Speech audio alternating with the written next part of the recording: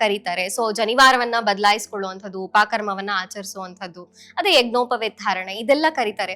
ನಂಗೆ ಇಲ್ಲಿ ತುಂಬಾ ವಿಶೇಷ ಅನ್ಸಿದ್ದೇನು ಅಂದ್ರೆ, ಇದಕ್ಕಿಂತ ಸ್ವಲ್ಪ ಮುಂಚಿತವಾಗಿ ನಾವು ಈ ಮಣ್ಣಿನಿಂದ ತಯಾರು ಮಾಡಿದಂತಹ ಈ ಮೃತ್ತಿಕೆಯ ಎಲ್ಲಾ ವಿಗ್ರಹಗಳನ್ನ ಪೂಜೆ ಮಾಡುವಂತಹ ಪರಿಪಾಠದ ಬಗ್ಗೆ ನಾವು ಆದ್ರೆ ಆ ಹಬ್ಬವನ್ನ ಮುಗಿಸಿ ಆಗಷ್ಟೇ ಬಂದಿರ್ತೀವಿ. ಸೊ ಅಲ್ಲಿ ಮಣ್ಣೆತ್ತಿನ ಅಮಾವಾಸ್ಯೆಗಳಿರ್ಬಹುದು, ಮಣ್ಣಿನ ನಾಗಪ್ಪನನ್ನ ತಂದು ಪೂಜೆ ಮಾಡುವಂಥದ್ದಿರ್ಬೋದು. ಅದಾದ ತಕ್ಷಣ ನಮ್ಮ ಹಿರೀಕರು ದಾರಕ್ಕೂ ಅಷ್ಟು ಮಹತ್ವವನ್ನ ಕೊಟ್ರಲ್ಲ ಅಂತ ನಂಗೆ ಅನ್ಸುತ್ತೆ. ಜೊತೆಗೆ ಒಂದು ರಕ್ಷಾಬಂಧನದ್ದು ರೇಷ್ಮೆಯ ನೂಲಿನ ದಾರವನ್ನ ಕಟ್ಟಿ ಅದನ್ನ ಆಚರಿಸುವಂತಹದ್ದು, ಉಪಕರ್ಮದಲ್ಲಿ ಜನಿವಾರ ಅದ್ರ ದಾರದ ಎಳೆಯನ್ನ ಅಲ್ಲೂ ನಾವು ಅದಕ್ಕೆ ಪೂಜೆ ಮಾಡುವಂಥದ್ದು.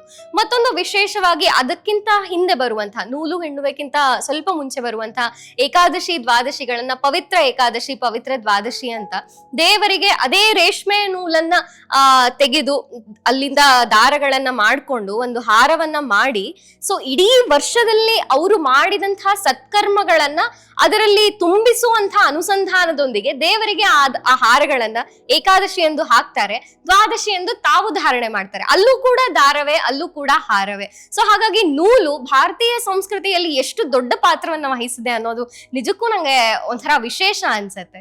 ಏನು ಅಂತಂದ್ರೆ, ಈ ದೇಶದಲ್ಲಿ ಯಾವ ಈ ಸಂಸ್ಕೃತಿ ಅಥವಾ ಪೂಜೆ ಪುನಸ್ಕಾರಗಳು, ಈ ಪರಂಪರೆ ಅಂತ ಏನಿದೆ ಅಲ್ಲ, ಇದರಲ್ಲಿ ಯಾವುದು ಕೂಡ ಸುಮ್ಮನೆ ಬೋಗಸ್ಸಾಗಿ ಮಾಡುವಂಥದ್ದು ಯಾವುದೂ ಇಲ್ಲ. ಪ್ರತಿಯೊಂದಕ್ಕೂ ಕೂಡ ವೈಜ್ಞಾನಿಕವಾದಂತಹ ಕಾರಣಗಳಿದೆ, ತನ್ನದೇ ಆದಂತಹ ಪ್ರಾಮುಖ್ಯತೆ ಇದೆ.